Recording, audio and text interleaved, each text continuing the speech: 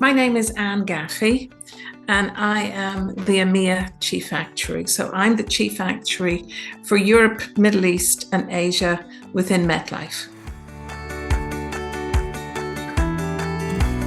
So I work in life assurance.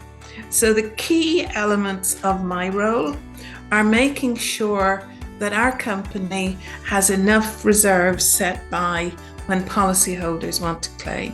So typically for a life assurance policy, you pay the same amount of money every year, but obviously the chance of dying goes up as every year goes up.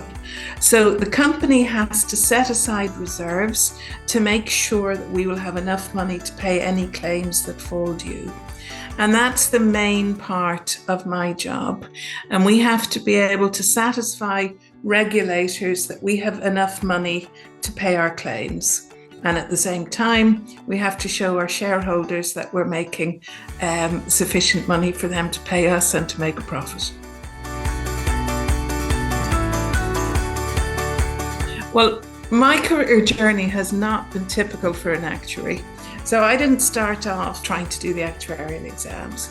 I worked for 2 years in the Central Statistics Office in Dublin, and that's the office that's responsible for collecting and compiling all of the government statistics, unemployment rates, consumer price index, GDP, all of those things.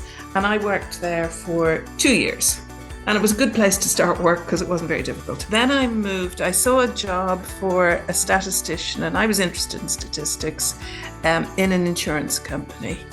And I worked for a couple of years as a statistician. And then I realized that I was doing the same work as the actuaries in the company, but they were getting paid a whole lot more money than I was getting paid. So I thought there was something wrong with that. So I thought I would do the actuarial exams. So I started doing the actuarial exams, and they're difficult exams, but definitely worth it when you get to the end. Problem is, if you're good at maths, and to be an actuary, you need to be good at maths, and you're used to maybe coming top of your class, and then you're competing with all the other people who came top of their class. So the first time you fail an exam, it's a bit of a blow to the ego, and you think there's something wrong with the whole system. But once you get through it, it's definitely worth it. So I worked for a time in Dublin with a large bank assurance company, which was part of AIB. The insurance company no longer exists in that format. While I was there, I got a call from somebody asking, was I interested in working for a company called Alico? And I'd never heard of Alico. And in the beginning, they were asking me, would I think of going to Poland? And then that didn't work out. And then they asked me, would I go to the States? And would I go and work somewhere called Delaware? And I had no idea where Delaware was, and I had to look it up on the map. I would know where it is now because it's where Joe Biden comes from, but I didn't know where it was.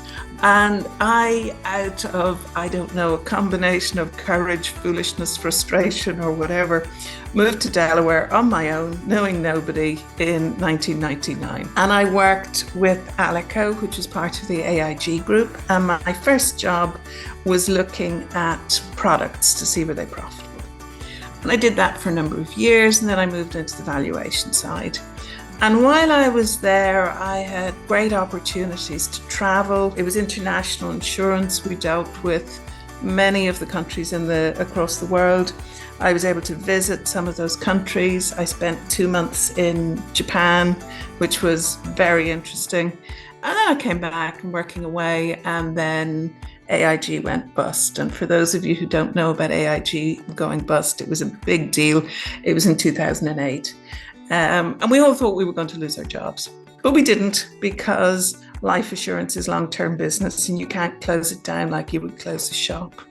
So at the end of the day, MetLife took us over, and they're a very large American insurance company. And the interesting thing was, when MetLife took us over, there were many people I knew who kept saying, that's not the way we do it. That's not the way we do things. And the people who were able to adapt to the new way of doing things did well and found it interesting. And in 2012, MetLife was looking to start up an operation in Dublin, back office operation, and I thought that would be a good time to come home.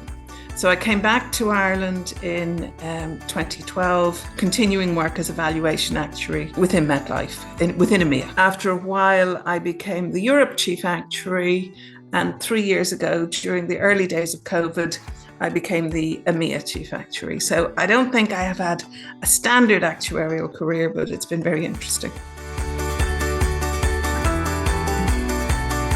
I studied theoretical physics. Typically now, certainly in Ireland and the UK, people who wanted to be actuaries would do an actuarial course in a university. You want to like maths.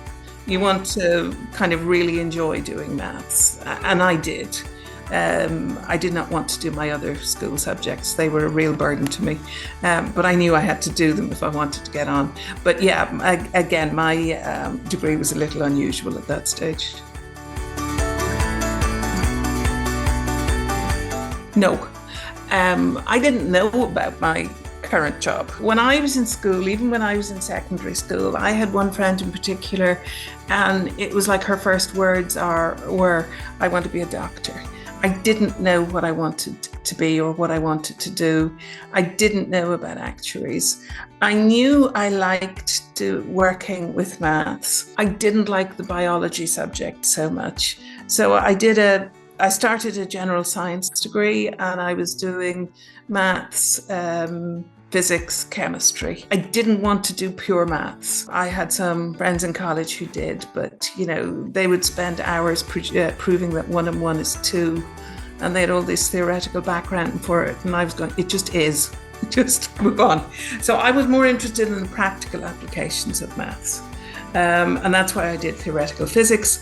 But coming out of college, there wasn't much you could do as a theoretical physicist. So it was a question of looking to see what I could do. I became aware of actuarial roles, and I started to investigate those. Don't limit yourself. There tends to be a feeling that boys are better at maths. They're not. They may be better at selling themselves, and I sometimes think they are, but don't limit yourself. You can do anything you want to do. Put your mind to it. If you're interested, don't let anybody stop you. Just keep going, work hard, talk to people, build your network, and believe in yourself.